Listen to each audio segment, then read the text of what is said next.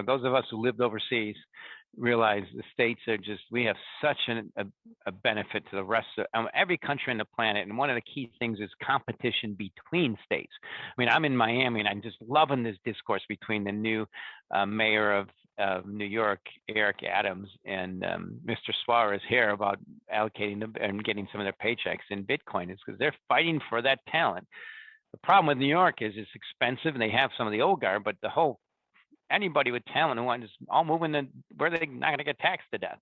But I love that competition. To me, that's the key thing that is the benefit of the United States. And it's nothing, you can't just do that in a communist, quote unquote, potentially dictatorship in China. There's just, it's fear of falling behind, a fear of being considered corrupt or not doing what the boss says, versus here, we all compete.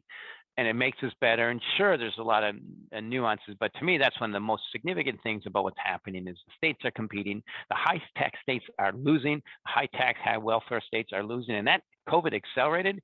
And crypto assets and digitalization and technology is, you want to, be left behind, or you're going to adopt and adapt. And sorry for California, but you left for a reason. And 12% state tax is just crushing it. I fully see Silicon Valley moving. I mean, it's just, that's what happens. And there's this great book by Dominic Frisby called Daylight Robbery. I love it. And it just points out how everything in our lives, a lot of things are driven by tax. I'll end with this.